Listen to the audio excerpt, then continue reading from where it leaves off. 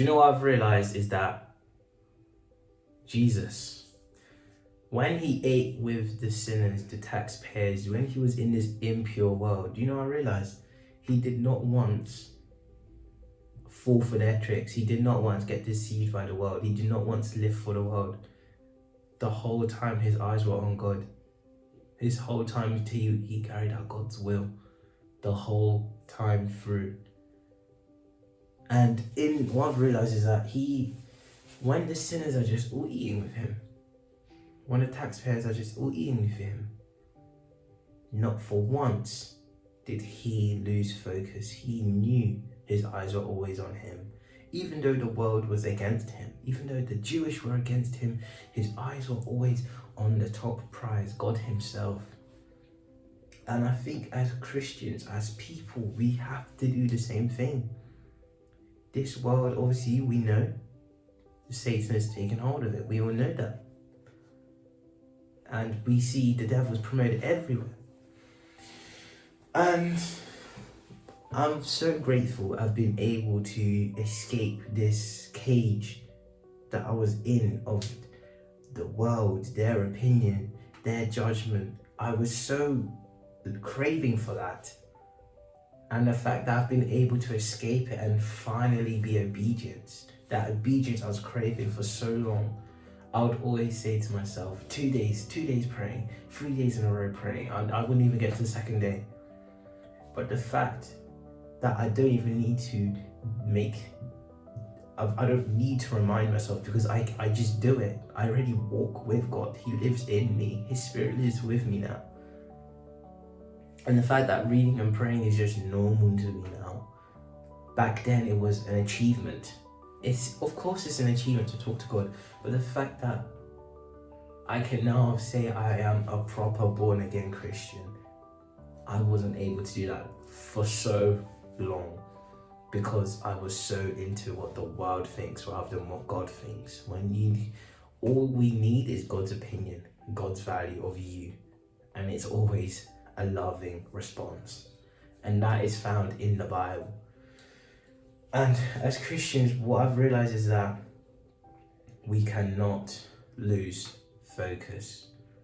We can't be like Peter in the water when both our eyes, we're both looking at Jesus in the water, but the moment we start doubting, the moment we look away, we start drowning. And I don't want to drown again. I've already done that, and I'm not going back. I do not want to go back to the life I had. So as Christians, we should engage in culture, but we shouldn't be part of it. Jesus was in this world, but he wasn't part of it. Paul was in this world, he was in it, but he wasn't part of it anymore. Saul to Paul. We are in this world, but we are not, that's not what we're made from. That's not what we're created from. God is our creator. He is our essence, not this world's essence. So it's very hard to lose focus and faith, especially with what social media is promoting. And Jesus, despite who he was with, still kept his eyes. And what I realized is that he didn't soak up the world soaked him up. And what I mean is that the apostles, Matthew, taxpayer, Simon, Andrew, fisherman, when they ate with him, they wanted more of his spirit, not Jesus wanting theirs. They wanted more of him. That's why they gave up everything and followed him, because they saw this. When they saw Jesus, they saw, what is this? This is the Messiah we're seeing here. I need more of him now. I need the Holy Spirit. I need more of it. So when we engage in culture, when our friends see us as Christians or anybody who's getting to know Christ more, they need to be intrigued. They need to see, I remember Nick was a prideful guy. I remember he was doing this, but now look at him. He's always reading the Bible. He's praying more. He's always talking about Jesus. He made this channel out of nowhere. Make them question, why are you different now? What has What is this sensation they are seeing? And that's God. So let us intrigue them. Let them question, what is this? What is going on with them? And do you know what we're going to tell them? It was God. End of. So we can engage in culture, but we need to not be a part of it. We cannot let it shape us who we are, because we already know who we are, and we get our identity from this, our Bibles from God.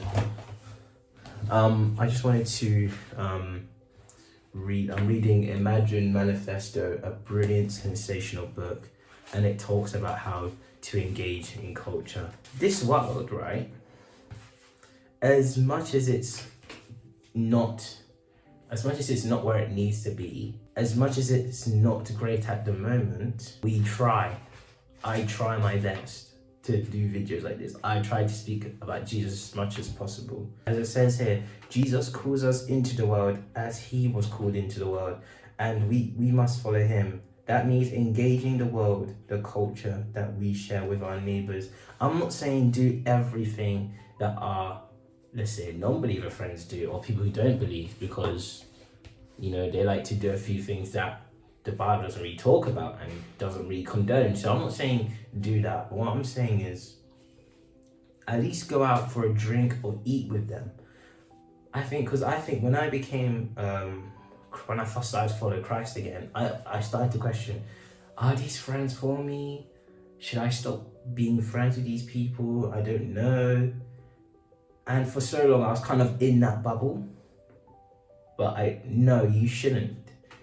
You shouldn't completely cut them out. Unless that, if they are damaging your walk with Christ, then yes, that's fair enough. But what I mean is, let us evangelize. Let them see the fruit that God has made with us. And let us show it for the world, and let them know that God is still here. He's still working. He's still breathing in the world.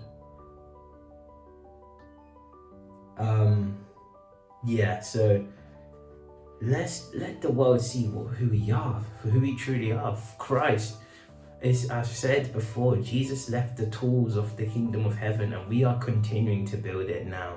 And that's what me and you are doing. So we must continue to preach the word. Let the people see the fruits that God has made for us. And let us not completely shut ourselves out from the world because we are now Christian. Let us go into the world and continue to spread the light in places it hasn't shone before.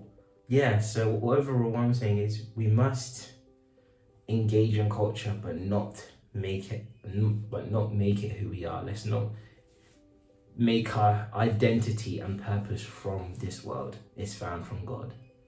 So we must continue to be like Jesus, who was on a mission to save humanity. We must have the same mindset. Continue to save people's lives by using God's glory and power. Spread the word, spread the gospel. I hope this made sense, and God bless you all.